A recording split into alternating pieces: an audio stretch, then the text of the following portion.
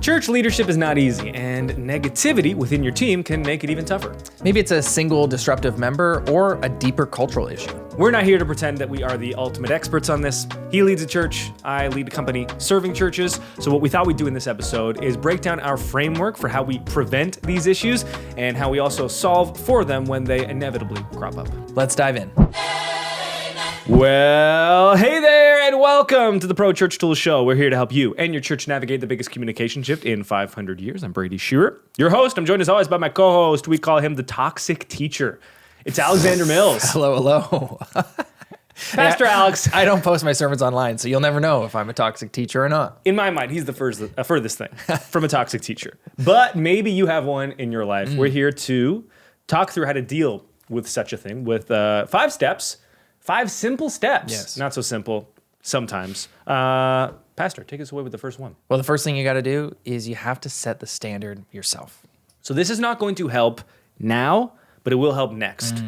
And I get that we want to kick this off right away by dealing with our toxic teachers Right. that are in our lives. But for right now, what we can do is already focus on building for what's next. And I think that one of the best ways that you can practically do this, and this has become recently illuminated for me, is to ask God for vision into your blind spots and then celebrate when you feel like you get a glimpse of them. Because I think in the same way, when they do studies and they ask people, are you a good driver? And everyone says, I'm an above average driver. And you're like, well, if 80% of people are above average drivers, something is not adding up. Yeah. I think if you ask people do you have above average self-awareness? Most of us would be like, look, I know a lot of people who are a little bit, but I am not one of them. So self-aware. I have excellent self-awareness. And the reality is that I don't think you can actually even know if you were self-aware. Because it's kind of like when Moses said he was the most humble man on earth. It's that seems... A bit of a paradox. Yeah. That was Moses, right? It was I don't Noah? know if Moses said that. Noah? Moses? Yeah. Moses wrote the first 5 books and he's like, I'm the most humble person on earth because he wrote them. Right. If I'm wrong, that's why you don't come here for theology. So recently, my wife and I had a bit of a conflict, and she was kind of at her wit's end in the middle of the holiday season. And she's the type of person to keep things bottled up and just keep on keeping on. And she does not like conflict. But there was this moment where she was like, you know what? I got a couple things to talk to you about. And she laid out a few things that she's like, and these are not easy for me. And I was like, I promise you I had never considered that. And the next day I was reflecting, and because this has happened a few times, I honestly say this, and I mean it with sincerity. I was like, this was such a gift that I pushed this woman to her wit's end to the point where she finally told me what she really thought. Right. Because when you live with someone, and we both work from home, and we are incredibly close, husband and wife, you're just one person. Yeah. And you are so unaware of maybe some of the things that you do that irritate the other person because you're just the same person. Yeah. And so for her to say that, I was like, what a win. Because I would never have had the chance to start working on those things until she was very clear that I needed to work on them. Yeah. Sometimes you really do need kind of that third-party objective perspective to help you along the journey of self-awareness. And it can be really challenging in the actual heat of the moment to receive it well. To be clear, I didn't say I received it well in the heat of the moment. You did I say said the next day. The next day. Yeah. I didn't say anything about what happened in the heat of the moment. That's going to remain redacted. Yes. And to spiritualize it, to me, that's the picture of the journey of sanctification or even salvation. It's just every day that I'm alive, I ought to be trying to be conformed more into the image of Jesus. And that happens over the course of a lifetime. And hopefully, you and I are afforded 80, 90, 100 years to figure that out. Oh, praise God. And but what that means is every day, I've got some reforming to do, right? I've got some, whether it's sin or whatever, I have some growth from glory to glory to experience. And, who is it? The Beatles, who's sometimes you just need to get by with a little help from your friends. And often it comes in the form of your wife. Can't quote the Holy Scriptures, Pastor, but he can quote the Beatles. But that's when we talk about folks on our staff, our volunteer teams, or maybe it's just like congregants in the church that are really frustrating us, or in the context of the title of this show, like there's some toxicity going on. It's imperative that as leaders, as pastors, worship leaders, folks who are doing social media ministry, to set the standard ourselves first and model this like journey of progressive growth and following after Jesus, and setting that standard ourselves first and foremost. And like you said, like that's not going to help the situation you're going through right now, which is why you're listening to this podcast. Be like, oh, how am I going to deal with this stuff? This is not about that, but this is about, taking your responsibility for how you're going to lead your teams from this point forward. And in the context of whatever person or people that you're struggling with right now, this is not an instant fix, but it could be instrumental in repairing and or improving that personal and or professional relationship if you do commit to setting the standard yourself for the next 12 months. Because presumably, unless this person leaves your church, they're going to be part of your life. Yeah. So things might be challenging right now. What can you do to control it? Is it you the one who always says love requires everything? Did I steal that from you? Yeah, it's so funny you said that. Or is that the Beatles too? No, it was me who said that. I said it at your dad's wedding. Really? Yeah. So it's a quote from Stanley Hauerwas, who says, "We don't get." Says we don't fall in love and get married. He says we get married and spend a lifetime learning what love requires. And what I said to your dad on the wedding day was like, well, love requires everything. And I was in the back going, oh yeah, write that down. That one's mine now. Opening Evernote podcast notes. And now the best man. Oh, sorry. Hi, I'm ready. Yeah. I got the rings. The reason I wrote that down was because in the moment, which will no longer stay redacted, I thought like, you kid, but this isn't fair. Like, what about all that I do for you? That's where I went first. And then I always come back to this because it's the ultimate trump card. Love requires everything. Because then it helps me practically put myself in the right posture of what Jesus demands of me, which is like, you lay down your life for your wife. And if you love someone with all your heart, that doesn't mean like fairness. It means I just give 100% and I expect nothing in return. That's the posture. And so sometimes for me, posture is difficult because like it's not as pragmatic. And so love requires everything is a definitive statement that has no way to eke out of it. They just say love requires everything. So you don't get anything, it just requires everything. Okay, well, that's what it is. It always gets me in the right posture to move forward where I'm saying, great, this is what's required of me, everything. Have I given everything yet? I have not. So now I must endeavor to do that. Right. And so if you're dealing with a toxic person in church, I think this posture can be helpful. Yes, you're not married to this person, though maybe you are, because often that intersects too. Yeah. But I mean, if you're a shepherd, that is the posture that you're like, you ought to take. Or you're working underneath someone who's toxic. And we'll get to that as well, because it has its own unique challenges. But if you come to this with like, hey, I am serving the church, I am serving God's people, love requires everything, I am called to this personally, there's an element to where I'm called to this professionally. Is this fair? I don't know. Jesus talks about taking the last seat at the table.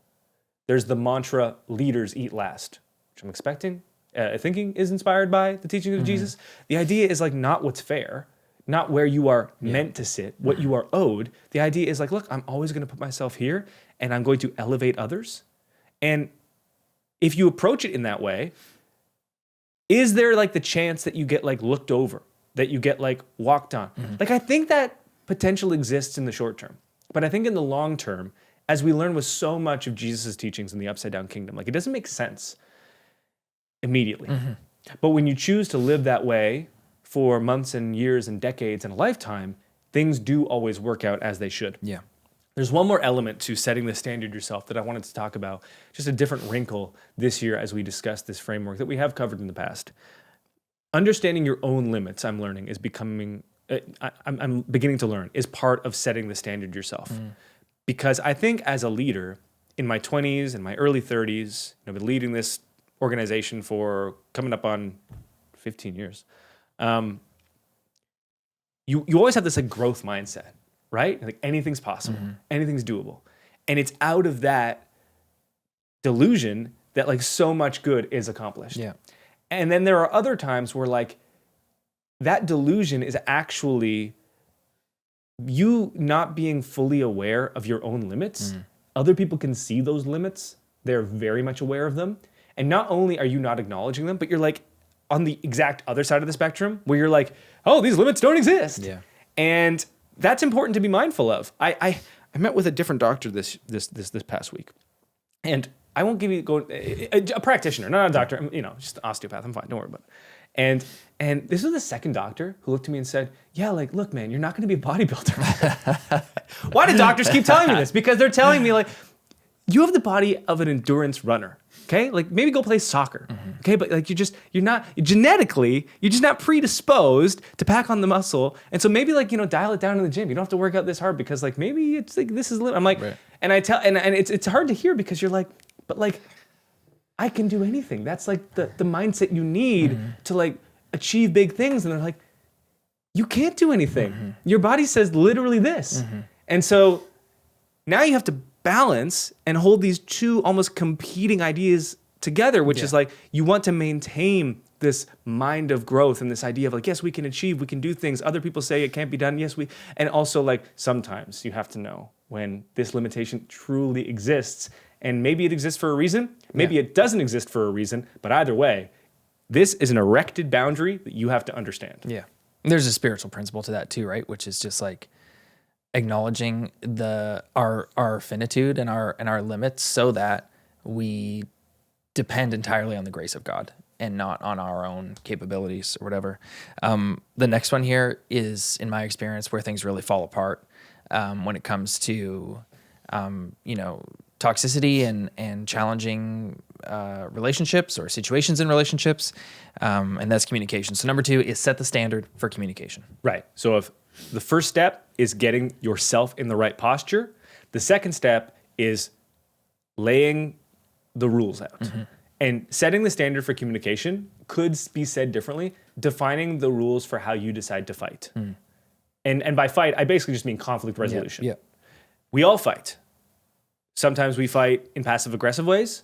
Sometimes we fight in aggressive ways. The more intimate you are with someone, usually the more intense the fight becomes and can become. And so the fight is going to happen. So what you need to do before the fight happens, or before the next fight happens, is define the rules for here's how we are going to resolve conflict. And really that comes down to communication. So we have 3 rules for our own company. Number 1, disagreement is not disrespect. This is an important rule because we do not want people to feel like they cannot disagree with an idea, they cannot disagree with a decision, they cannot disagree with a philosophy. Just because you disagree, you are not disrespecting me as the leader. Right. You are not disrespecting your peer that works across the table. You are just disagreeing. And out of that disagreement can come something good. You can change your mind. You cannot change your mind. We can decide to move forward. That's rule number 1. Rule number 2, unity is not uniformity. This is especially important in churches because the idea of church at its best is it is the confluence of people from all walks of life, different ages, different generations, different worldviews and political bents, different socioeconomic backgrounds, different ethnicities, different languages, different tribes, So the more diverse that the group of people is, whether that's across age, ethnicity, income bracket, whatever, the more likely you're going to have different worldviews, different traditions, different ways of approaching the same problem. And yet, we as the church are called to be one body, living in unity. And so we have to thread this needle of understanding that unity does not demand uniformity. That's right. And so sometimes there will be a problem that exists, and we both agree we want to solve the problem, and yet we might both think that the way to solve the problem is dramatically different. The analogy here is that we both want to drive to the hospital, let's say, but one of us thinks the best way is back roads, and the other one thinks the best way is the highway. And before Google Maps existed, we couldn't know which was the right way in that moment. But now, of course, we can. So maybe that's where the analogy. Well, and that's why those first 2 rules are married, right? Is because for anyone who's worked in church or belonged to a church, like conceptually, we know this, that unity is not uniformity because our communities are diverse and they bring a lot to the table. And so if unity does not look like uniformity, well, then that necessitates disagreement, right? You're going to disagree on some things, hopefully not the majors, but certainly the minors. And that's why these first two are married, is because, well, if unity does not equal uniformity, well, then you're going to disagree. And can you disagree without receiving it as disrespect? Yes or no. And hopefully you can.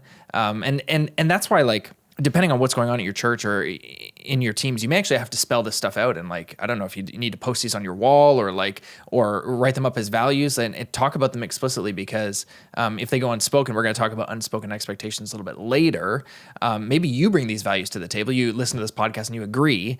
But if your team is not on the same page or your congregation is not on the same page, well, it's not really going to work out the way that you're dreaming it up if you haven't quite spoken about it. So those first two are certainly linked for sure. So that's rule 1 and 2. Number 3, say the quiet part out loud. We've discussed this at great length on the show. So thoughts on this new one, rule number 4, potential. Okay. We'll workshop it here. This one I first heard from the founder of Church Media Squad, and I thought that's a really good one. He said, we take our work seriously, we don't take ourselves seriously. The idea being, like, you can criticize, like, this project, you can criticize the choices that we've made. Like, don't feel like you can't say, I don't like this design. Yeah. And here's why. Because you're not going to hurt our feelings. Like, we don't take ourselves seriously. Like, we're just trying to do the very best that we can.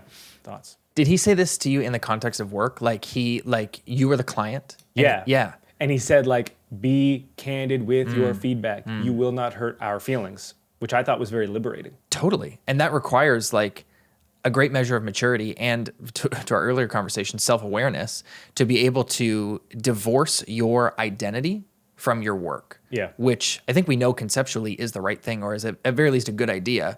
But put into practice, it can be difficult, especially in the area of creative work. Like, you put so much of yourself into creative expressions in the church context, whether it's a sermon or some other piece of content you create for the church. It can be very difficult to divorce your identity from that piece of content, but to be able to have open feedback and disagreement and non-uniformity, it almost requires that. Yeah. And I think we all would agree that this idea of your work and your worth being separated is important. This is maybe pithy language that you can use to set up that value and hopefully through time build that culture. We take our work seriously. We don't take ourselves seriously. So step 1, we've set the posture for ourselves. Step 2, we've set up the rules for how we're going to fight. And now we go to step 3. Okay, you're going to need to address all behavior or attitude issues in light of your church's values and mission. So now we're dealing with, there is a problem. We are going to work with a person or group of people on how to fix it. In our organization, this has most practically expressed itself with either in a meeting or in a one-on-one, a person coming to me or the group and saying, in an effort to speak the quiet part out loud, and then saying the thing. At which point I went, whose idea was that? Maybe I should have thought about this a little bit more. Here's another one. So one of our values, I want to get real practical with this to make sure, like, it's usable for churches. One of our values is yes be yes, no be no.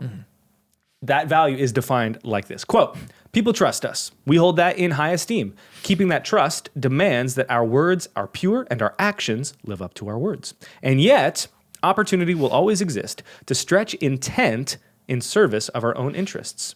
In light of this, our commitment is to not manipulate, sensationalize, overpromise, misdirect, or in any way purposefully mislead people with our words. We uphold and affirm this value through our actions.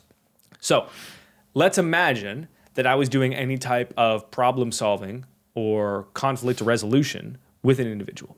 And let's say Alex had made a commitment to a client in some way, and then it fell through. And in his mind, it was like, no big deal. Like, I had this meeting, I missed this meeting. And then I say, well, the reason it's important is not because, like, just we wasted that 30 minutes with that person's time, but we have this value of this. And every time that we choose to not uphold this value with our actions, we are straying from the identity that we claim we are. And it's important for us to make decisions that uphold our identity. This is important because in this conversation with Alex, and Alex, he would never miss a meeting. So don't worry about that. The conflict here is not between him and I. It's between us and the mission. And this is the key that you want. And this is why values are so important. Never let the conflict be between you and them. Instead, it's us versus the mission? Are we aligned? This is the same reason why we uphold the idea of policy so much. Because, hey, if you want a request for a design to be made, we just have a policy. It needs 3 days. Okay, but I need it in 2 days. I'm sorry, this is the policy that we set up and we all agree to it. I'm not saying no to your request. Yeah. The policy is saying no. And that might sound trite, but like it really is powerful and potent in these issues. And it's even more so in issues where like it's just subjective. Because Alex might be like, look, it's not a big deal. Like the client said it was fine. No one cares. Why are you making a big deal about this, boss? Because the client said no big deal. And then I can say, this isn't about me. This is about the values, and this is one of our values. Yeah. And so we have to live by this value, because if we don't live by this value, if we don't claim to be who we say we are, or if we don't prove to be who we claim we are, then what do we do? Well, and in church, the stakes are so high because how we behave, whether it's in accordance with the values and the missions of the church or not, it communicates an awful lot about the story we're trying to tell, which is the story of Jesus Christ and salvation of the world. Stakes are even higher. Right? So like the values and missions of your church is to preach the gospel. You say it in all sorts of different ways. Your church, dresses it up in different language, but like at the end of the day, we're all trying to accomplish the same thing. And so the way that we behave as leaders and staff and volunteers at church, if it's not in accordance with our mission and values, well, then it's contrary to the story we're trying to tell. And frankly said like that, it's just not a good witness to the story of Jesus Christ. So that's what's at stake here. And so that's why we get to hold the values and missions up and hold our behavior and our attitudes and our words, our actions up against those things and say like, is what I'm saying, is what I'm doing, is how I'm behaving interprofessionally, is it faithful to the values and missions of our church? And if not, well then we've got some work to do here, because we've all agreed that like this is what we're trying to do here at this church. This is the story we're trying to tell. And what we do with our actions, our behavior, our bodies it either affirms this confession or it doesn't. So that's what's at stake in working relationships at church. So we've talked about the posture for you. We've talked about rules for conflict. We've talked about practically doing conflict resolution and linking everything to the values of the church. That's 3 steps down, 2 to go. Number 4. Earn equity. Earn equity. This is the simple reminder with some neat alliteration. Everyone wants to feel known and needed. When you are dealing with a person, whether this is the person above you, adjacent to you in the org chart, beneath you, you gotta ask yourself, in any way, is this person like vulnerable to the idea of them feeling known and needed? Because if they are, that can often be the root of the issue. And you can get them in a one-on-one or in a group setting, and you say, hey, here are our values, and we need to decide to live by them. Intellectually, everyone's like, yeah, I agree. But if that person doesn't feel known, if they don't feel needed, that is going to be a long-term vulnerability that like will be exploited by our own humanity, where we're just like, I suck, like I'm not good enough, like nobody wants me here, like. And they can intellectually agree with something, but their heart's not going to be fully in it. And so this is where earning equity with people is important. And that equity can be as simple as like, how long have you worked with this person? Like if you've been through fires with this person, like you've got a ton of equity likely. And so like you can treat them differently than a person who's new. Totally. This could be as simple as like, are you spending time with this person? Have you checked up on them outside of work? Outside of work, yeah. Has it been like, how's family? Oh, like, what are you doing for Christmas this year? Or what did you do? Oh, how was the new year? Whatever it might be, right? Like it could be that. A new one for me that I wanted to add, another new wrinkle, is asking the question, is this person under-resourced? This past year, there's a couple of people in the company, and they just kind of kept like bringing a little negative spirit to some things. And we do it like, hey, this is the identity that we want to have, and these things might seem small, but let's root that bitterness like in the bud so it doesn't like grow to something bigger. We don't want that negativity. And they'd be like, yeah, you're right. And then a few weeks later, the negativity would return. And I'd be like, have I set the standard myself? I don't think this is based on me. Okay. And like, they're definitely saying the quiet part out loud, but I don't know if that's useful here. Okay, like we've talked about the values. Like, what? Okay, now what do I do? You've got relational equity. Got a ton of relational equity. And then it became clear. It's like, okay, these people are like continually under-resourced. And because they're under-resourced, they're like working from a place of like overdrawn at all times. And so like you can ask them as much as you want, but it's like, if you're not getting sleep, as an example, like, you're going to be cranky. It's like, being cranky is not a value we have in our family. Yeah, I know, but like, I don't sleep. Yes. Okay, so you are under-resourced. So what do? We properly resourced those people, and I asked them later, like, is your life better? Like, it's a lot better. Yeah. And I was like, okay, this is a new one. Write this down, Braid, because this was a blind spot that you had not encountered in previous years. Yeah. And I think the reason this is important is obvious. What I want to add to it is when we get on these pods and we go through these like steps, it makes it sound that we're like, and I encountered this issue. So I consulted my 5-step framework and I said, step 4. It's not quite how that guarantee works. you that when it happens, I go, like in the moment, it's never the right time. Yeah. In the moment, I'm always dealing with other things. It's like, more people conflict. Like I started this business because I wanted to write in my own room, and now there's 30 of you, and there's always something wrong. And these frameworks exist for me because otherwise I would go crazy. And so I always like take a moment and I go, and I'm like, all right, I have exercised that emotion, and now I will approach this as a competent and mature leader. Right. So if you feel that way and you feel like it's naive Yeah. or unrealistic to do these things, just know like there's another part to this that I'm not sharing, which is like, yes, I there's an internal and usually audible external groan. Sure. But you're working at home alone, so you get to do that. Yeah, except when we were here and someone rested, can we talk? And I was like, you were like, what's that? And then I clicked it open and it was like, can we talk about how to design this? And I was like, okay, great. It's Easy. not interpersonal. It's just design. I can do that. Nice.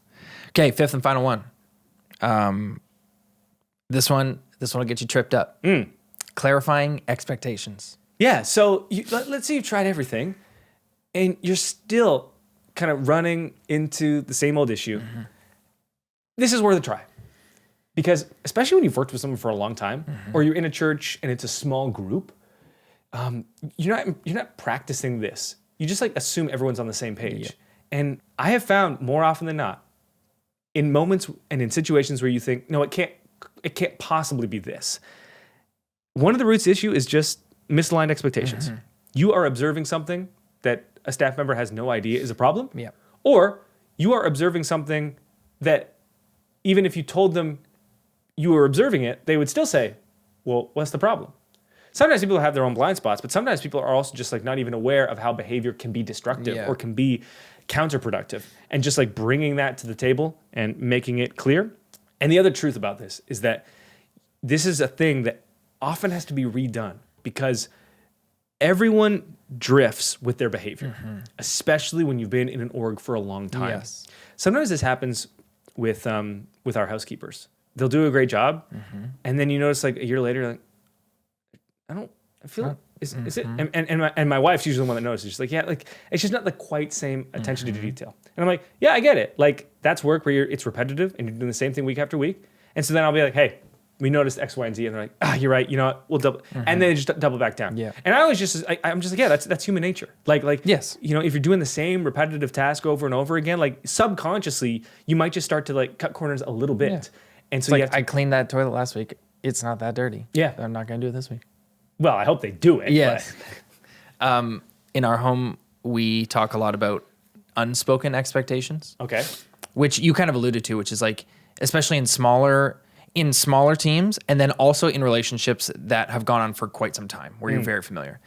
It can be easy to have unspoken expectations. That thing of like, yeah, just like assume like you understood what I was expecting or this, that, and the other. But the thing about unspoken expectations is that when the other person disappoints your expectation, they're actually not responsible for that because it was unspoken. You didn't let them know. But that inevitably happens. I have an unspoken expectation of you. You don't meet it because you don't know about it. Now, all of a sudden, I'm upset. I'm disappointed in you. I think you've sinned against me. But it's like, hold on. You never actually told me. So how was I supposed to know? And like I said, in smaller teams, and especially in relationships that have gone on for quite some time, it's easy. It might even be human nature to just assume like, yeah, you know what I expect of you. But in our home, in our marital relationship, Rebecca and I have to check ourselves all the time. It's like, yeah, it makes sense for me to expect you to do A, B, or C. But like, if I'm not saying that out loud, that's on me. That's my responsibility. And so we're checking each other all the time. It's like, hey, Like, just be clear with what you're expecting of me so that I can know and I can follow through on that. And if I don't, then it's my responsibility. But if you haven't told me, I can't be responsible because I didn't know. And this is not just for leaders. This is for you've mentioned it, any degree of direction in the org chart. When you have expectations of someone, they have to be spoken. They have to be clear. I mean, even best if they're documented somehow. Like in our office, we have like standard operating procedures for stuff like this, or like policies where it's like, okay, we recorded the expectation so that anytime we're doing some work in this vein, like we have this written document to circle back to so that we know what the expectation is, so that we don't have to be verbally repeating it all the time. But yeah, making sure that any expectation is either spoken or actually recorded somewhere for revisiting will really lead to not being avoiding disappointment as much as possible. Yeah, and I'd say this type of thing is really something to watch for in young relationships and old relationships. Like when you're just starting off, people don't have the shared language, so they just like are not on the same page. Yeah. And then the longer you're with someone, personally or professionally, the more you just start to like assume everything's understood non-verbally, but it isn't always. Yeah. And in our family, we've had a couple of these things this past year where I realized like a value of mine was like being stomped on, but like we hadn't identified that as a family value. Right.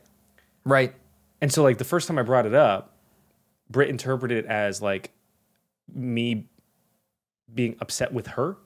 It's like, no, like this is just like something that is a value of mine. And like it bothers me when it's not like being tended to. Yeah. It has nothing to do with you. It has something to do with like my ideal. But we haven't made them family values yet. Like one of them is just like general messiness. And I'm like, there's certain things where I'd be like, I would like a little less clutter in these arenas. And like I haven't yet gotten to the point where I'm like, let's establish this as a family value. Because once you establish a value, you are responsible for living up to it. Yeah. And you're responsible for other people living up to it. And I'm like, is this something I can live with? Because like, maybe I care about this as a value, but they don't. And I don't want to, you can't make everything a value. Yeah. Like this isn't the idea that it's like, my value is that I go to bed at 9:30 at night every night. And who wakes up with the kids? Well, my value is that I'm in bed at 9:30. Like, you just can't have those things for everything. And so you have to decide, like, is this worth it? Is it not? And that's where communication becomes important. Yes. Basically, vision is a constant thing. It is not a one-time thing. You know what's else not a one-time thing? The Pro Church Tools Show. We'll be back with you next Wednesday. Until then, thank you for your time, attention, and trust. All right. Well, hey there, and welcome to the Pro Church Tools Show. We're here to help you. Did I say Pro Church Tools right? I think so. I'm so out of it. Alrighty then.